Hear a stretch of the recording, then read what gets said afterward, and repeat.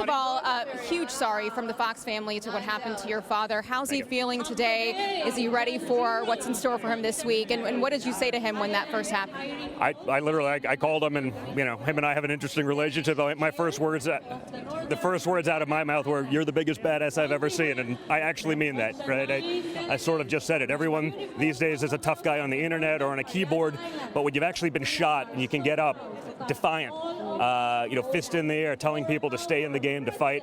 That's exactly the kind of leadership we need. That's actually a man that's been tested. Everyone thinks they're going to be the tough guy. Most aren't.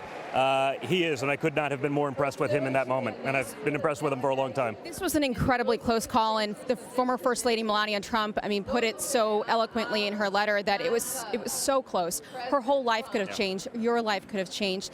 What did you feel in that moment when you found out what had happened, when just the first pieces of information were coming out? Yeah, no, it was very tough because it took me about 90 minutes to actually get anything, right? They'd lock everything down. He's in the hospital. There's no cell phones, I assume, because of potential IED type stuff when they don't know what's going on. So I was I got a call, my father's been shot, and that's the only information you have. And it took about 90 minutes to even find out that he's alive and well. So that was a rough time. And then I spoke to him and I said what I said. And we sort of even in that moment he was still having some levity, and you just back in the game, and it was incredible. It was actually a couple hours later when you sit down, you start reading it, you start seeing the videos, and that's when it was like just the adrenaline dump hits, and it was different. It was a life-changing experience. There's a lot of scrutiny about the Secret Service. There's going to be oversight hearings on Capitol Hill. What do you think happened? Do you think something went wrong? Was he vulnerable?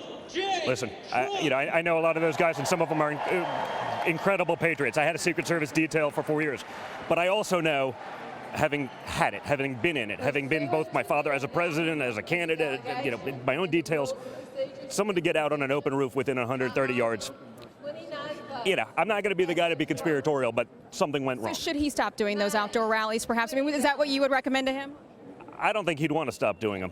I think you see the response. Maybe. Do you want to tell him? Stop, but I think, we got to guard that perimeter a little bit better. I came from a competitive shooting background. A 130-yard shot. It's like a 2-foot putt. That's nothing. It doesn't get easier than that. So that was truly divine intervention, as far as I'm concerned. Do you think it's hit him yet? Do you think it's sort of finally settled in for him?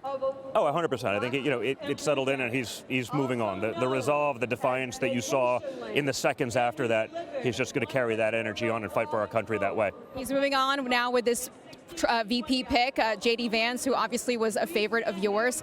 Talk to me about why, and what you told your father. I just said, listen, he's a guy. Honestly, what it is, I watched J.D. go into sort of, let's call it, enemy territory from a media perspective, go on the most liberal TV shows and prosecute the case for my father and against the Democrat lunacy that we've seen.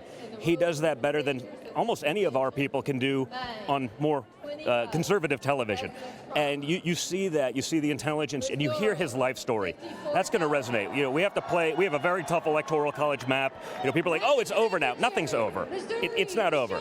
It's not over till the last ballots close on November 5th, and if the Democrats get their way, they'll drag it on till 2:30, 4 in the morning otherwise. So we have to stay in the game. He's a guy that can go to the Rust Belt, to the places like Wisconsin and Michigan and Pennsylvania and articulate that case. He's lived an incredible American dream story, and when more people figure that out, I think they'll see that I was probably really, really correct in sort of my choice. Do you feel like he can lead? There's been some criticism that he doesn't have enough political experience. He's a freshman senator from Ohio, not enough executive. Had zero political experience. He led us to peace deals in the Middle East, the greatest job economy in the world, incredible prosperity for everyone with no experience. If experience is a marker for Washington, D.C. politics, it's a bad one.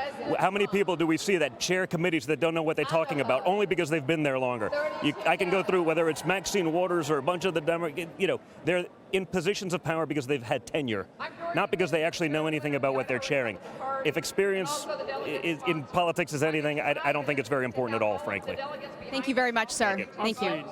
Hey, Sean Hannity here. Hey, click here to subscribe to Fox News YouTube page and catch our hottest interviews and most compelling analysis. You will not get it anywhere else.